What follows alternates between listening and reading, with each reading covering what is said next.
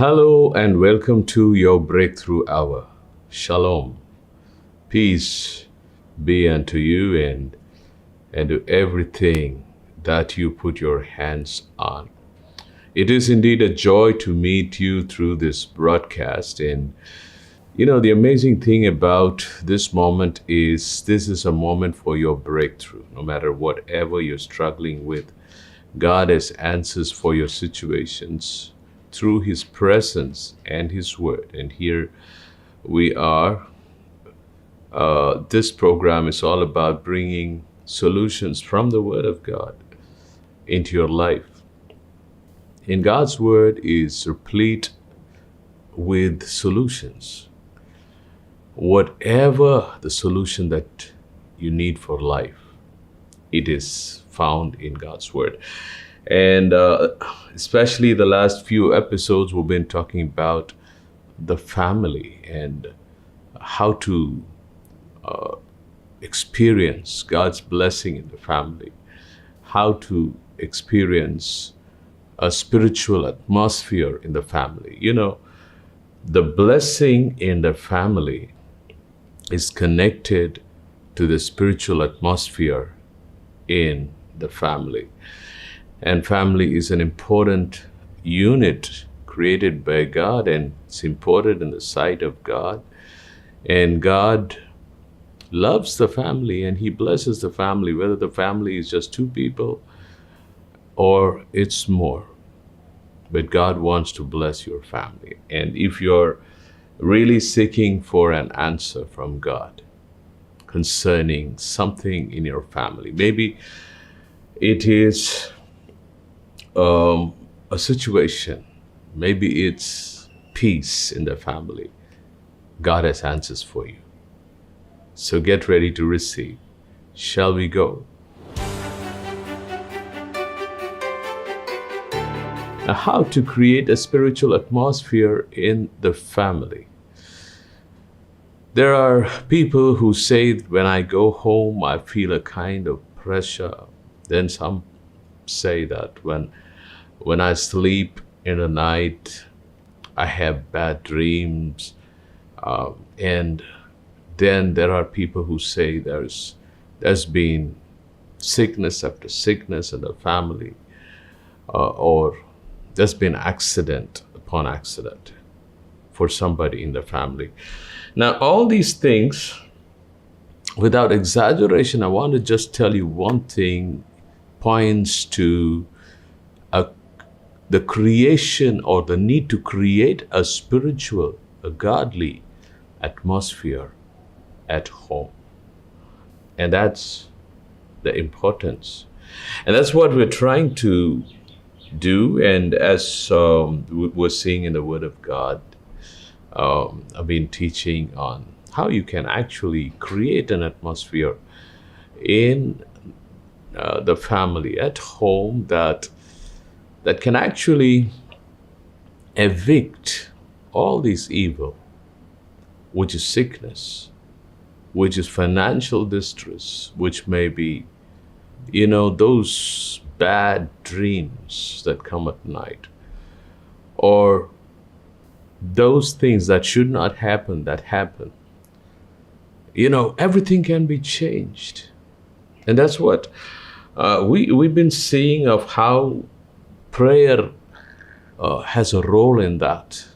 We saw the different kinds of prayer, and we looked into how dedicating the house matters, dedicating it to the Lord. Then how applying the blood of Jesus at home makes all the difference. So all these episodes are, if you have not watched it, you can actually watch it by going on to our YouTube channel, English space FCC. FCC is Fountain of Compassion Church. And you can go in, watch, subscribe, and you can even share it with those who really you feel will be blessed through these teachings. And today, we're going to see some more keys of how to create a spiritual atmosphere at home. But just before we go, let me read the bottom line text. Isaiah 32, verse 18. My people, God says, will dwell in a peaceful habitation, in secure dwellings, and in quiet resting places. So God promises peace, which means nothing is missing, nothing is broken. Peace that passeth understanding, human understanding.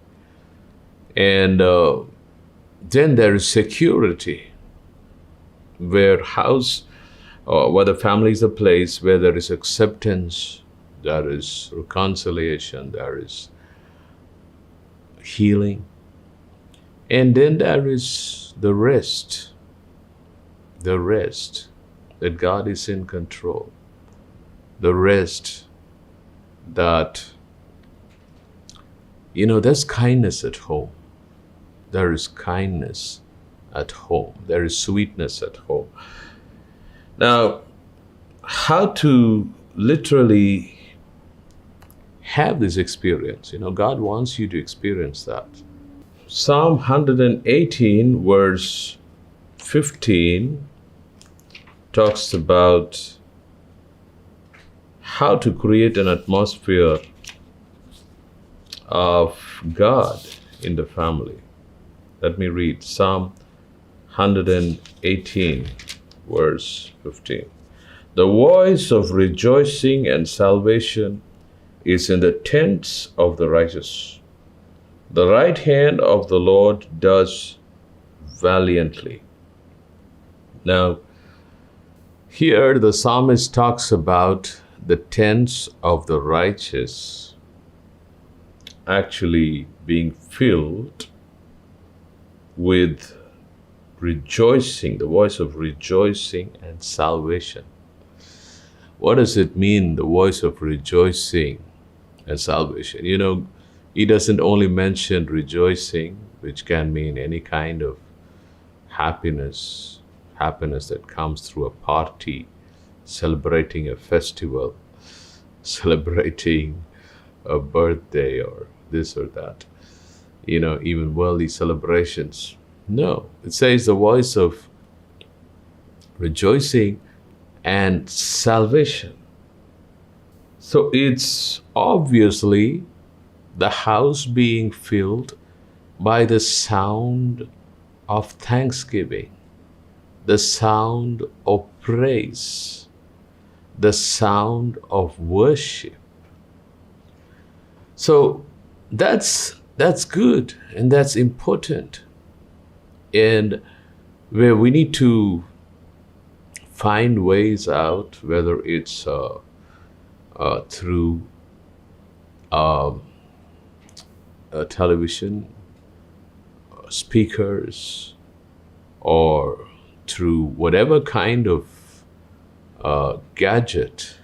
It can be as simple as your phone, where the songs of praise and worship comes out.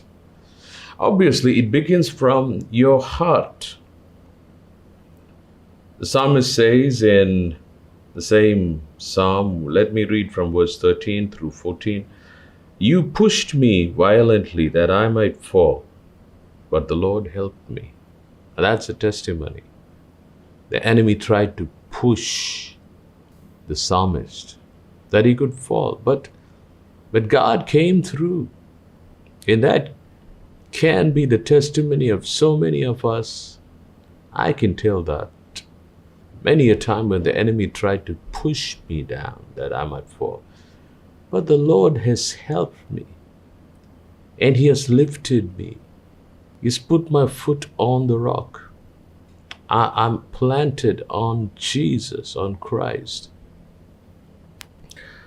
Verse 14, because of that, of what the Lord has done, the psalmist says, the Lord is my strength and song, and He has become my salvation. The Lord is my strength and song. Hallelujah. And He has become my salvation. So the psalmist wants to praise God, thank Him, adore Him, worship Him, celebrate Him, rejoice in Him. And one of the best ways you can do this is through singing. That's why He says, "The Lord is my strength and my song."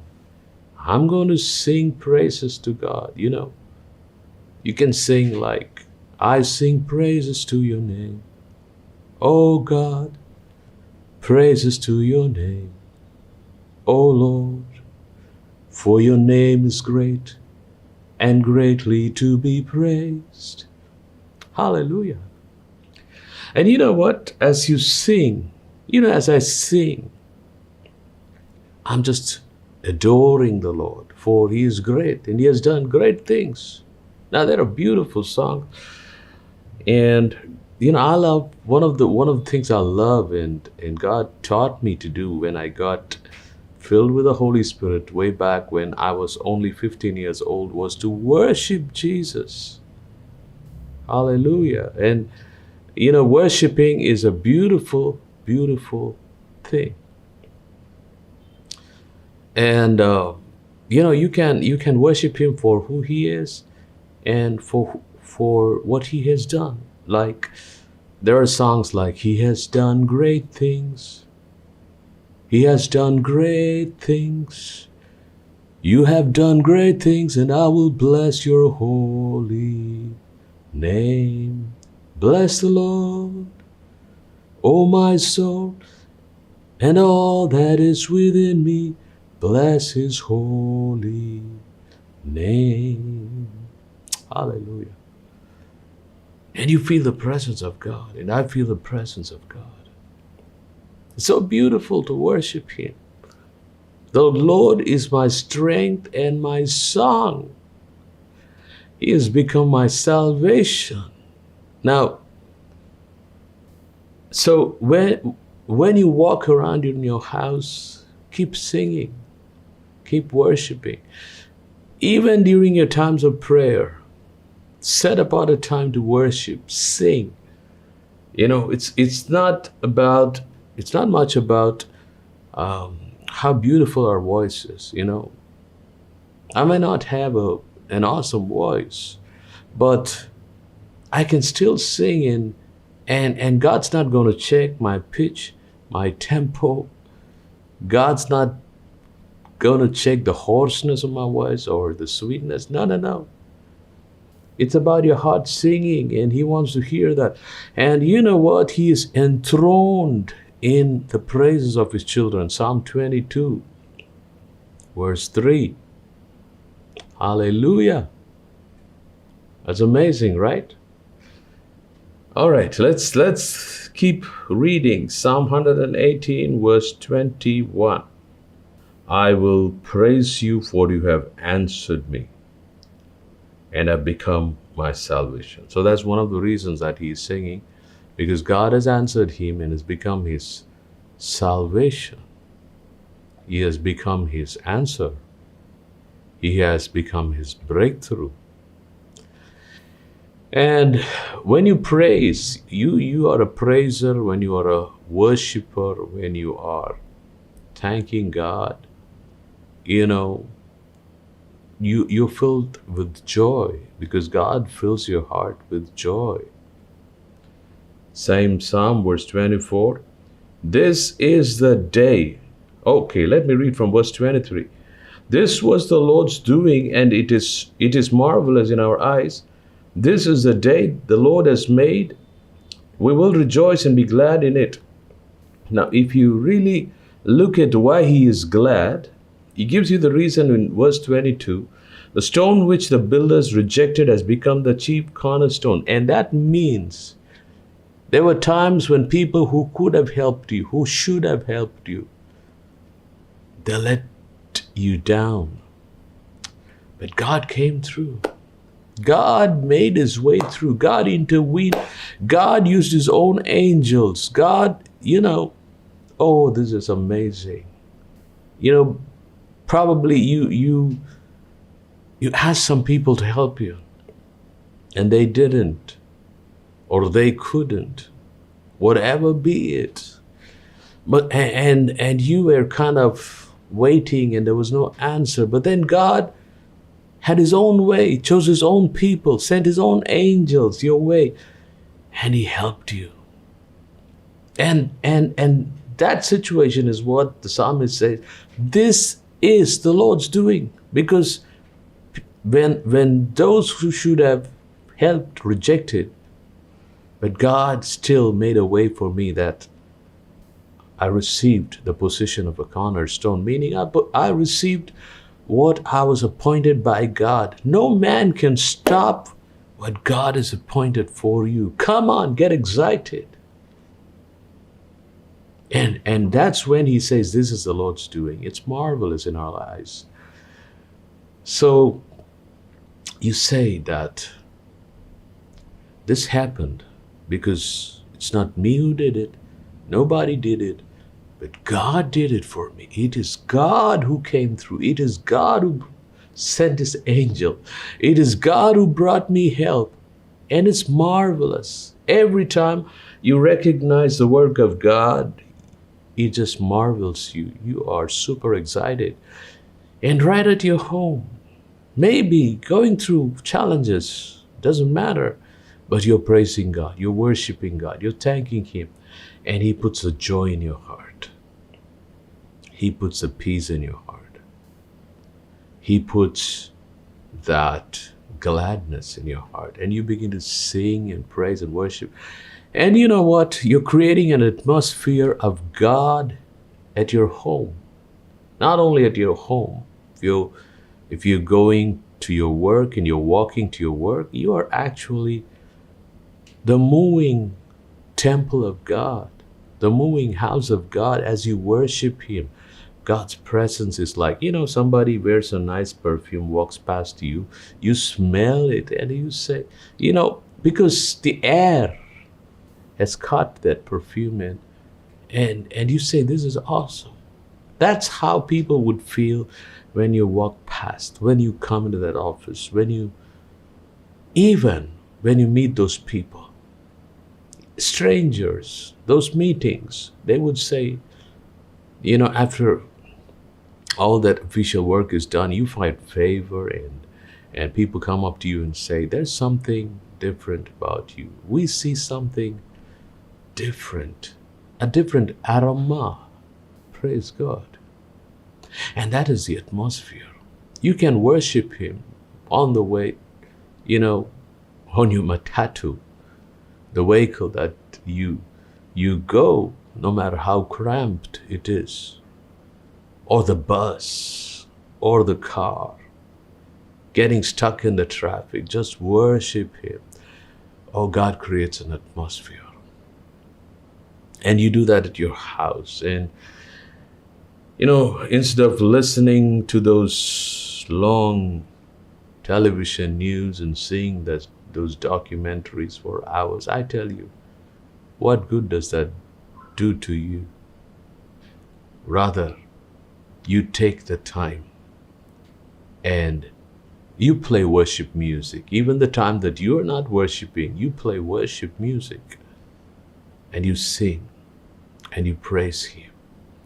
And it creates an atmosphere where God is enthroned, where God is reigning. And whatever that is not of God is not supposed to exist in that atmosphere of God. It is evacuated forcefully, evicted forcefully. It is removed forcefully in the name of Jesus. We see that, Jacob was a man who loved God, who loved God's presence even as a youngster, right? And what did God do? God showed him a beautiful dream in Genesis 28. And Jacob wakes up and he does something beautiful. Let's read from verse 16 to 18. Then Jacob awoke from his sleep and said, surely the Lord is in this place, and I did not know it. And he was afraid and said, how awesome in this place This is none other than the house of God. This is the gate of heaven. Then Jacob rose early in the morning and took the stone that he had put at his head, meaning as a pillow, set it up as a pillar, and poured oil on top of it. 19, and he called the name of that place Bethel, meaning the house of God. Now, that is, he worshipped God by pouring oil. That was the best that he had. He didn't have a lamb to sacrifice. Had he would have done. And then he was worshiping. He created an atmosphere in that place. In fact, he recognized the atmosphere of God and he responded with praise. You know, when you feel the atmosphere of God, you respond with thanksgiving, with praise, with worship, with an offering, and the atmosphere intensifies. And God always, made Bethel as a very important place that even after the 20 years that he spent in his uncle's house and he was back with all the double blessings, God told him, go to the place where I appeared to you and sacrifice and build an altar and sacrifice. And he did create an atmosphere. Be careful of what comes out of your television sets, what comes out of your mobile phone screens. Be careful. You can't let everything come in because everything carries its own influence, its own spirit, its own atmosphere. You don't want your atmosphere to be filled with wrong things. For example, if there are dangerous mosquitoes outside, you shut your rooms, the windows. You have a mesh that the mosquitoes do not come in because you want your atmosphere free from those dangerous things, from those nuisance. And if there is a factory outside and it's pushing off, wrong or pungent gases, and there's a house that comes for sale and you're looking to buy one, if that house is going to be in that vicinity, would you buy that? You're not going to, because you know that those gases, those toxic smoke is going to come into that house, pollute the atmosphere, because the atmosphere is already polluted. You find for another place where the air is clean. More so is the spiritual atmosphere important. That you don't take it lightly. That you don't let, the world and all its spiritually polluted,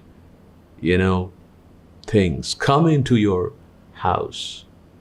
Beware of what your children watch in television, on their mobiles, on their tablets, on their iPads. Even it's so important what they hear at school and they come in. You need to check with them. You need to show them the right way. And you need to create an atmosphere where God is honored, God is glorified, God is exalted.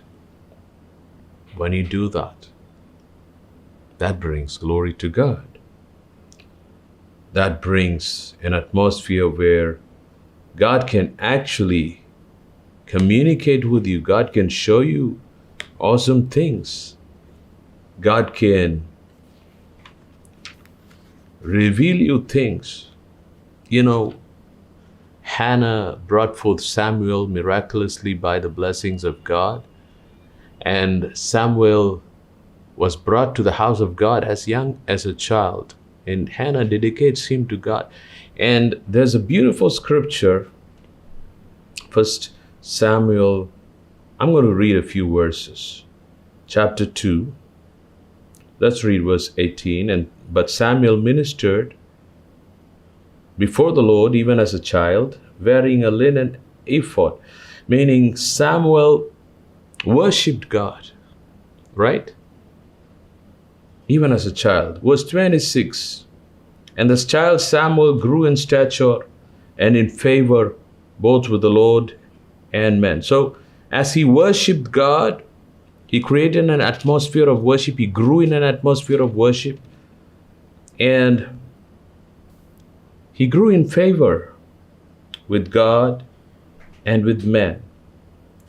Chapter 3, verse 1. Now the boy Samuel ministered to the Lord before Eli. That's beautiful again. He was worshiping. Again and again, this one thing comes, that Samuel was ministering to God. When you worship God, you create an atmosphere of God's presence, and you grow in that atmosphere. You don't get stunted. You grow in favor with God. Favor knocks your door. You find favor in everything that you do. Praise God. All right, and I want to read another scripture. Let's read chapter 3 and verse 19. So Samuel grew and the Lord was with him. Look at that. Because Samuel was in the presence of God, he ministered to God. He created an atmosphere of God. He had favor. God was with him. And obviously we also see in chapter 3, God speaking to him in verse 4, that the Lord called Samuel and he answered, "Here I am." Hallelujah. So that is so beautiful. You want to hear God. You want to hear the voice of God. You want to see the visions from God, no nightmares, but you want your sleep to have beautiful dreams, instructions from God. Then you do this. Create an atmosphere of thanksgiving, praise, and worship at your home, wherever you are. You're going to see God's blessing upon your family. And we know that Samuel later grew up to be a mighty prophet. Verse 21 of chapter 3. Then the Lord appeared again in Shiloh, for the Lord revealed himself to Samuel in Shiloh by the word of God. So God revealed himself to Samuel. Samuel became a mighty man of God. And God blessed Samuel to be a blessing to the nation. Your house will be blessed. Your family will be blessed. Shall we pray? Father, in the name of Jesus, we thank you for this wonderful time. Thank you for ministering to us through your word. And I pray in the name of Jesus, everyone who's heard your word and who's made a decision today that they are going to create an atmosphere of God through praise and worship, may the Spirit of God help. And I pray into every house this word of God has come into. May every darkness flee in the name of Jesus. May everything that is negative, that is not of God, be uprooted in the name of Jesus. May there be a shout of praise, thanksgiving, worship, and adoration, and songs of salvation in the house of your children, O Father, through which there'll be peace, there'll be healing, there'll be security, there'll be rest, there'll be reconciliation, there'll be restoration in the atmosphere, in the family from today, Father. For I thank you that it is done in Jesus' name. Amen. Amen. I believe God has ministered to you through this word. If you're blessed, do let us know how you've been blessed. You can call the numbers on the screen. I'll see you again next week. God bless you.